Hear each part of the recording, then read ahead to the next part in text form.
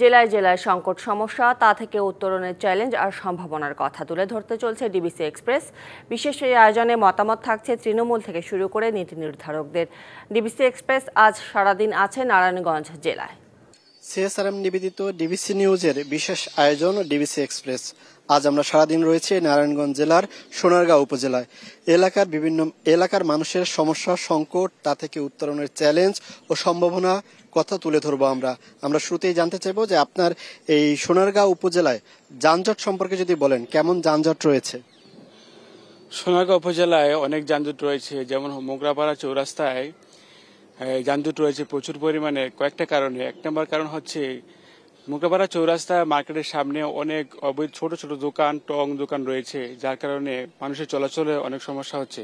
কিন্তু প্রশাসনিকভাবে সোনারগাঁও উপজেলা নির্বাহী কর্মকর্তা ফারজানুর রহমানের নেতৃত্বে একটা টিম উচ্ছেদ হলেও কেউ এলাকার এই মানুষের ছত্রছায়ায়, অন্য একটি দলের ছত্রছায়ায় আবার সেভাবে বসার কারণে আবার দ্বন্দ্ব সৃষ্টি হয়। আরেকটা কারণে দ্বন্দ্ব সৃষ্টি হয়, সেটা হচ্ছে এই ব্যাটারি চালিত গাড়ি এগুলো হাইরোডে উঠে যায় এবং অ্যাক্সিডেন্ট হওয়ার কারণে যানজট সৃষ্টি হয়। আরেকটা কারণ হচ্ছে সোনারগাঁও উপজেলা এই বিভিন্ন কোম্পানি রয়েছে, এই কোম্পানির গাড়ি এমনভাবে ঢুকে যা যানজট সৃষ্টি হয়। কোম্পানির গাড়িগুলো ঢোকার কারণে ছোট ছোট গাড়ি যেতে পারে না, মানুষের চলাচল অনুপযোগী হয়ে যায় এবং এই রাস্তা দিয়ে অনেক যানজট সৃষ্টি হয়। এই বিভিন্ন কারণে সোনারগাঁও উপজেলায় এই ব্যাপক যানজট সৃষ্টি হয় এবং মানুষের জনগণের দুর্ভোগ সৃষ্টি হয়। একটু জেনে নিব যে আপনাদের এই উপজেলার যে পৌরসভা রয়েছে, পৌরসভায় কোনো সেবা নিয়ে কোনো অভিযোগ রয়েছে কি আপনাদের?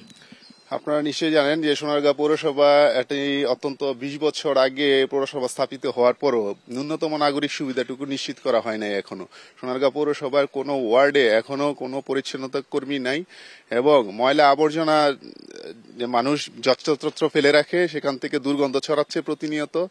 ইভেন কোনো পয় নিষ্কাশনের ব্যবস্থা এখনো কোনো পৌরসভার মধ্যে স্থাপিত হয়নি। স্ট্রিট লাইট গুলো যেগুলো স্থাপিত হয়েছে, কিন্তু প্রায়ই দেখা গেছে রাস্তায় বিভিন্ন স্ট্রিট লাইট নষ্ট। এবং বিভিন্ন নাগরিক সুবিধা পেতে হলে, যেহেতু দীর্ঘদিন ধরে নির্বাচন হচ্ছে না, পৌরসভার কোনো নগরপিতা না থাকার কারণে উপজেলা অফিসারকে এখানে প্রশাসক হিসেবে নিয়োগ দেওয়া হয়েছে, কিন্তু ওনাকে প্রায় সময় পাওয়া যায় না। সেক্ষেত্রে জন্ম নিবন্ধন এবং বিভিন্ন ধরনের যে নাগরিক সুবিধার জন্য আপনাকে আমরা আরো কয়েকজনের সাথে কথা বলবো। সংক্ষেপে একটু জানতে চাইবো যে আপনাদের এই এলাকা আইন শৃঙ্খলা পরিস্থিতি কেমন রয়েছে এবং মাদক ব্যবসা কি চলে কিনা এই এলাকায়? যে আমাদের সোনারগাঁও উপজেলার হলো ঢাকা চট্টগ্রাম মহাসড়কের একটা গুরুত্বপূর্ণ জায়গা। এই কাশপুর থেকে শুরু করে মেঘনা টুল প্লাজা পর্যন্ত বিস্তর এলাকা রয়েছে মহাসড়কে। এই মহাসড়কে কাশপুর স্ট্যান্ডে প্রতিদিন চাঁদাবাজি এবং ছিনতাই হয়।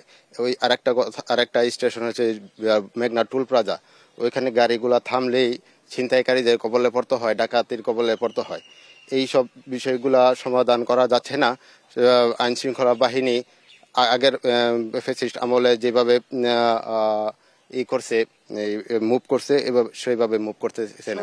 10 মিনিটে জানবো আপনাদের আর কোনো অভিযোগ রয়েছে কি? জি, আমি আপনাদেরকে একটা বিষয় জানাতে চাচ্ছি। আমাদের যুব সমাজটাকে ধ্বংস করার জন্য যে মাধ্যম, এটা হচ্ছে আমাদের মাদক দিয়ে আমাদের এলাকায় খুবই বিস্তার স্থাপন করছে এবং কি গ্রামগঞ্জে পর্যন্ত আমাদের মাদক চলে যাচ্ছে।